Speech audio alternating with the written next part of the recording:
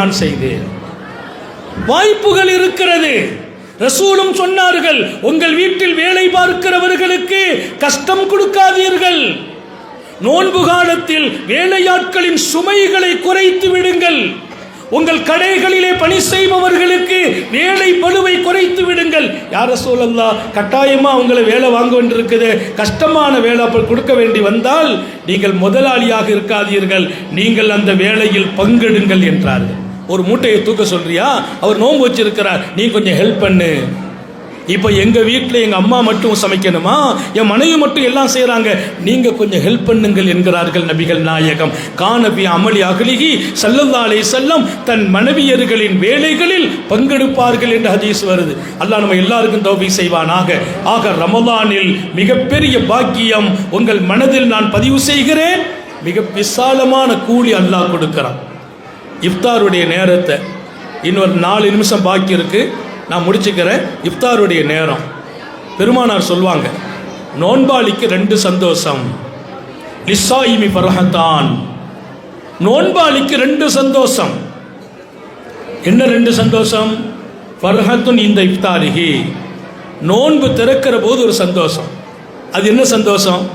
நம்ம நினைப்போம் அந்த நேரத்தில் காலையிலிருந்து பசியோடு இருந்து உணவுகள் முன்னால் இருக்கும், சாப்பாடு ரெடியாக இருக்கும், வகை வகையாக வச்சுருப்போம், அதை பார்த்தோன்னு மகிழ்ச்சி. அதல்ல, நோன்பாளிக்கு நோன்பு திறக்கும் போது ஒரு சந்தோஷம். என்ன சந்தோஷம் தெரியுமா? அவன் நோன்பு திறக்கிற வரையிலும் காத்திருந்து பசித்திருந்து விழித்திருந்து எல்லா தியாகம் செய்து தாகத்தோடு அவன் அமர்ந்து இப்போது பிசுமி சொல்லி நோன்பு திறக்க போறான் பாருங்க. அந்த நேரத்தில் அந்த மனிதனை பார்த்து, உங்களை பார்த்து, என்னை பார்த்து அல்லாஹ் சந்தோஷப்படுவான். என் ரப்ப சந்தோஷப்படுத்துற நேரம் இஃப்தாருடைய நேரம்.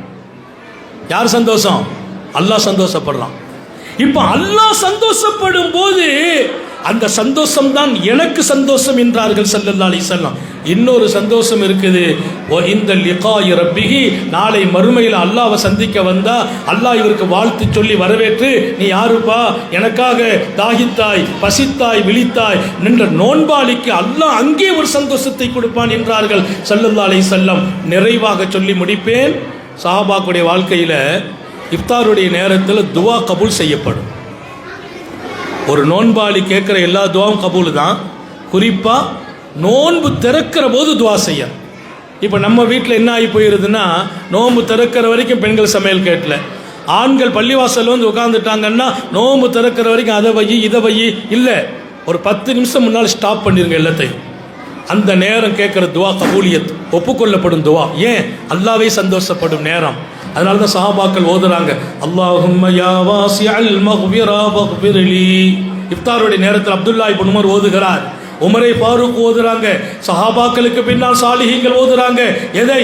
அல்லாஹும்ம யா வாசிஅல் மக்ஃபிரா, விசாலமாக மன்னிப்பவனே, விசாலமாக மன்னிப்பவனே, வக்ஃபிர்லி, என்னை மன்னிப்பாயாக. நோன்பு திறக்கும் போது 3 தடவை கேட்கணுமா. ஒரு துவாவே மாசூரில் இருக்குது. இது சாலிஹீன்களின் துவா.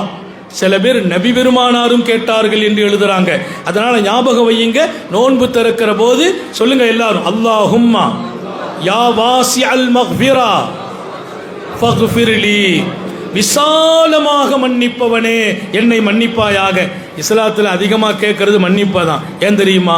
எனக்கு அல்லாஹ்ட்ட இருந்து நிறைய அருள்கள் வந்துகிட்டே இருக்குது. அந்த அருளை நிறுத்துற சக்தி நம்ம பாவத்துக்கு இருக்கு. அல்லாஹ்ட்ட இருந்து வரும் அருளை நிறுத்தும் சக்தி நம்ம பாவத்திற்கு.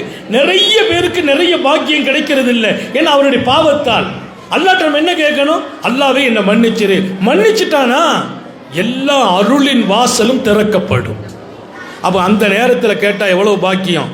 அல்லாஹ்வே விசாலமாக மன்னிப்பவனே என்னை மன்னிப்பாயாக துவா கேட்டுட்டு அல்லாஹ்ட்ட எல்லா தேவைகளையும் கேட்டு விசுமி சொல்லி நோன்பு திறக்கணும். அந்த நேரம் அல்லாஹ் மகிழ்ச்சி அடைகிறான், நீ கேட்டதையெல்லாம் கொடுத்து விடுகிறான். எல்லாம் அல்ல அல்லாஹ் பரக்கத்தும் அருளும் நிறைந்த ரமலானை எல்லா வகையிலும் பாக்கியமாக ஆக்கச் செய்வானாக.